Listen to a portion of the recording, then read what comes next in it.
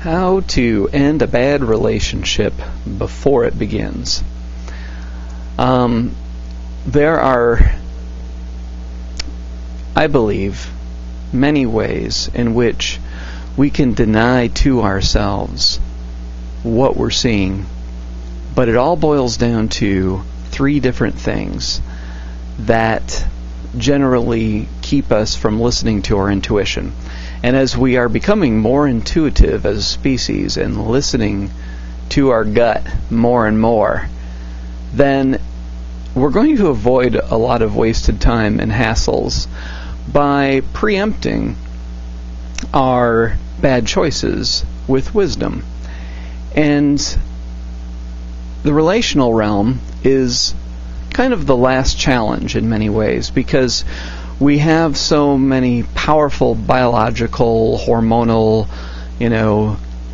sociobiology plus, pheromones and sexual drive issues that will move us into relationships, even if they're brief or whatever, just because there's a kind of imperative that we're programmed with to follow. But as we shift more towards a spiritual identity as opposed to a biological identity, then we can keep these things in check and stay aware. But it is challenging, to stay on track. And a lot of times, no matter what you do, you're going to end up in a bad relationship because there's some lesson in there or some karma that you have to pay off.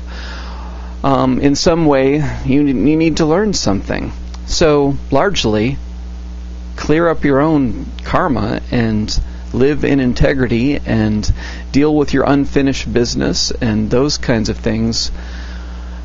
Those will help you to avoid negative relationships and deal with your family directly, because a lot of relationships are nothing more than a reenactment of unfinished family dynamics.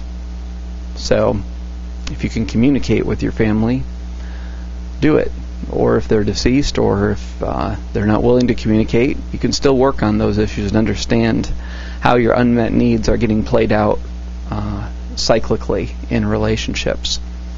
The three factors that generally drive people into a bad relationship are loneliness, physical attraction, or a sense of obligation to the other person. Now, these can also be said to be what keeps people in a relationship that is already negative and not nourishing their growth. But there are also, when you're in a relationship, more complicated factors that come from being with that person for a while, developing an addiction and familiarity that comes along with being in a long-term relationship, or even a short-term relationship that's still in the honeymoon. So, to avoid the confusion that comes with once you've developed an addictive connection to another person, it's best to figure this stuff out up front and listen to your intuition before getting involved with somebody and staying aligned with what you truly want, because a lot of times when you look back, everything that you needed to know was right there in the beginning before you even hooked up with that person. It was all there. It was all clear, but you did it anyways because you were lonely, physically attracted, or somehow felt obligated to that person. So, loneliness, that is a big one, because when we are alone, we're left with our feelings and left with our discomfort. And so being with somebody, and this idea is, very much reinforced by society, being with somebody is a way to get away from yourself in a way that is socially acceptable. But sometimes the universe won't allow that. If you are committed to self-awareness, personal growth, then you might find that you're not able to escape into a relationship, that it just won't happen, or that it'll fall apart quickly because it's really not what you're supposed to be doing at this time. So you have to surrender to being with yourself. In that process, you learn about your mind and your ego and how you torture yourself with your mind and your ego, and you learn to turn it off. If you are to survive yourself, you have to turn it off. Turn off the thinking. Pay less attention to the ego and those kinds of messages from within about compulsive neediness, control, controlling others or being controlled as a way of being connected.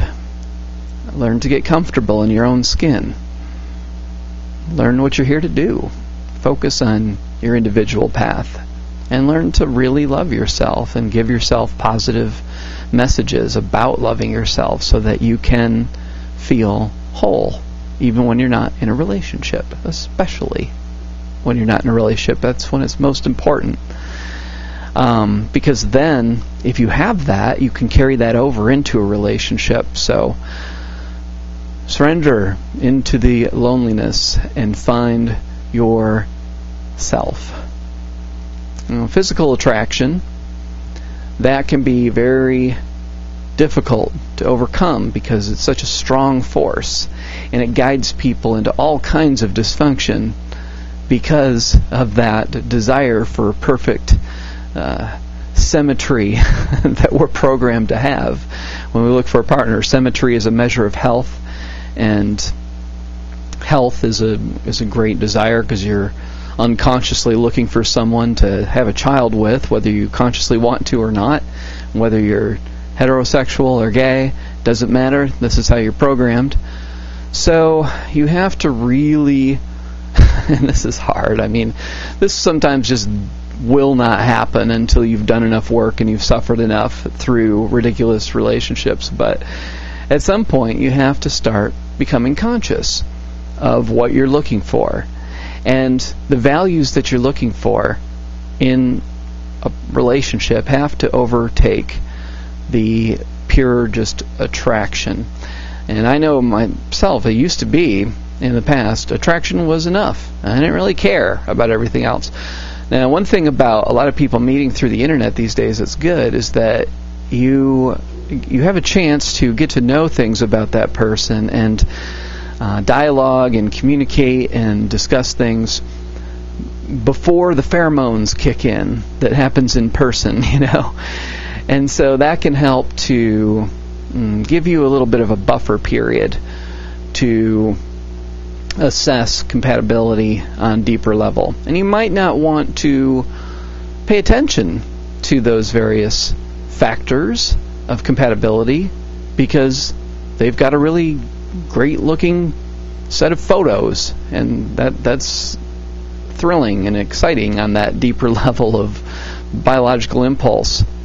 But you have to go deeper than that into spiritual impulses. This person, somebody that I truly could have not just an attraction to, but a feeling of friendship and connectedness and comfort.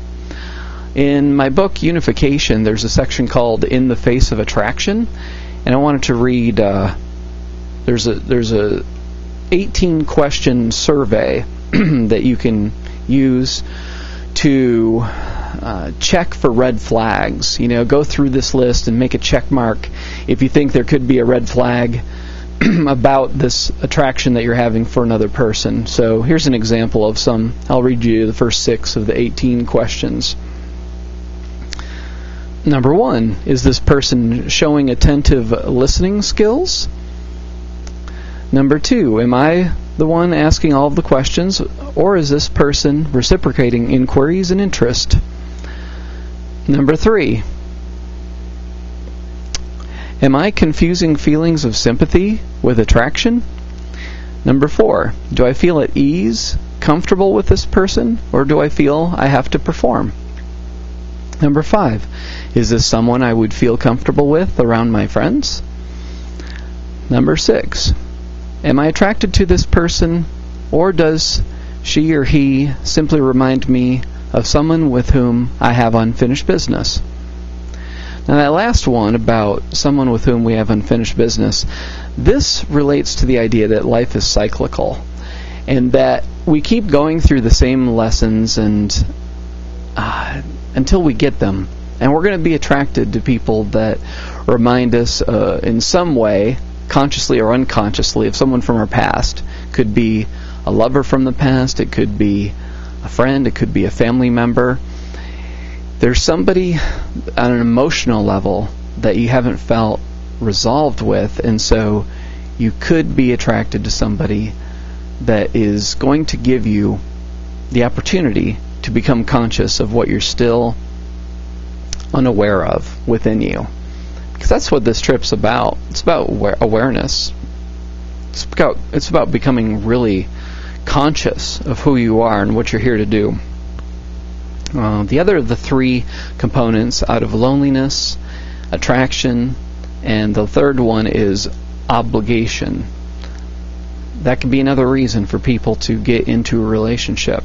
It's like, oh, well, this person likes me and they're nice and, I can tell they really want to be with me, so yeah, I'll be with them. And just this can come from having a lack of self-esteem and a passive personality. Can come from being dominated by your family members or a family member or partners in the past that diminished your sense of worth and self, and so you just tune into what the other person wants and you give it to them, and it doesn't work. Of course, you can't get into a relationship out of sense of some kind of obligation. You have to make sure that it works for you, that it's really aligned with your deeper purpose.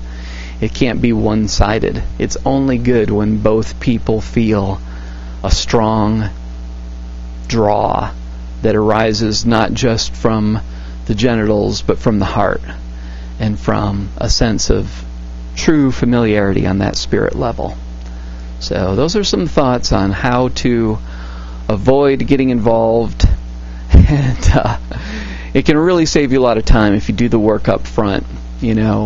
Once you get involved intimately, you're going to be in that kind of allure of,